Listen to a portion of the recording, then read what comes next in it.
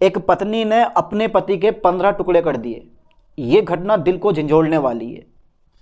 Sir और दोनों हाथों को बैग में रखकर पत्नी मुस्कान अपने बॉयफ्रेंड साहिल के घर पहुंची। आखिर कैसे हुई हत्या, ये हम जान लेते हैं। तो सौरभ राजपूत एक मर्चेंट नेवी में ऑफिसर थे, एक सीधे सिंपल व्यक्ति थे। कभी भी उन्होंने मुस्कान पर शक नहीं करा। जब वो 1 या 2 मार्च को वापस घर लौटते हैं तो मुस्कान और जो उनका पड़ोसी था साहिल, उन दोनों के बीच में अफेयर था और वो सौरभ को मारने की साजिश रचते हैं। 3 मार्च को रात 1 बजे मुस्कान सौरभ को दवाइयाँ देती हैं और उसको बेहोश कर देती है। साहिल को फ़ोन करती है और साहिल को घर पर बुलाती है और उसको मारने को कहती है। साहिल परेशान हो जाता है तो वो कहती है कि मेरे सपने में माता आई हैं और उन्होंने इनका वध करने को कहा है ताकि मेरी परेशानियां सारी की सारी दूर हो जाए। साहिल के हाथ में चाकू थमा देती है, लेकिन साहिल भी बहुत शातिर निकलता है। उसने चाकू पर मुस्कान के भी हाथ लगवाता है और 4 या 5 बार करता है वो सौरभ के सीने में, जैसे सौरभ जो है मारा जाता है। और इतना ही नहीं, साथ में जो फैन होता है, कूलर होता है, वो सब ऑन कर देते हैं ताकि अगर सौरभ जागा भी तो इसकी आवाज़ बाहर ना जा सके। इतनी शातिर तरीके से इस घटना को अंजाम दिया गया।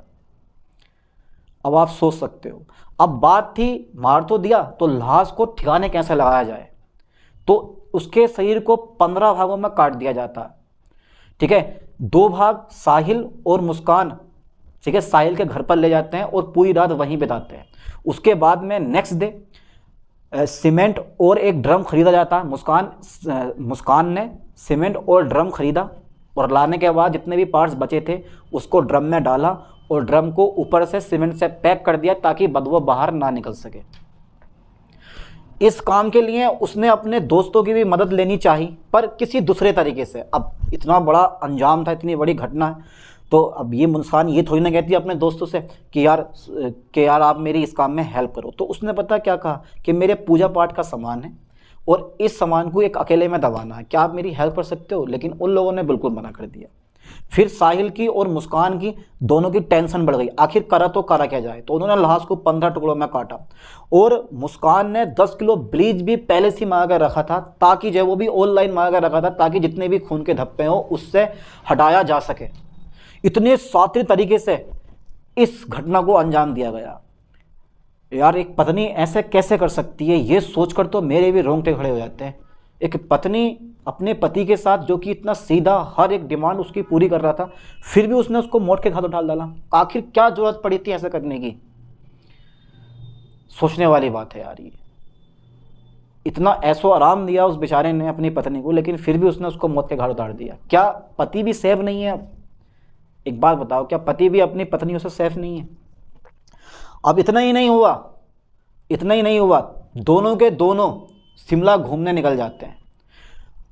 सौरभ की बहन का फ़ोन आता है तो वो अपने बॉयफ्रेंड से बात करवाती है, हाँ मैं इनके साथ हूँ, घूम रहा हूँ। होली पर भी बधाइयाँ दी जाती हैं। लेकिन 14 या 15 मार्च को जब फ़ोन नहीं लगता है तो वो उस लड़की के, मुस्कान की मम्मी को फ़ोन करते हैं और मुस्कान को शिमला से बुलाया जाता है। 17 मार्च को मुस्कान और उसका बॉयफ्रेंड साहिल दोनों घूम के, ठीक है, वापस घर पर आ जाते हैं। मुस्कान से पूछा जाता है कि आखिर सौरभ कहाँ पर है, तो मुस्कान अपनी मम्मी को सब कुछ सच सच बता देती है कि उसको मैंने मार दिया है। और उसकी मम्मी पुलिस में जाती है और वहाँ पर रिपोर्ट दर्ज करवाती है और मुस्कान को और उसके प्रेमी, क्या नाम है, साहिल को, दोनों को पकड़ लिया जाता है और उनसे पूछताछ की जाती है, जिसमें मुस्कान अपना जुर्म कबूल कर लेती है और बता देती है कि किस किस तरह से उसने सौरभ को मारा।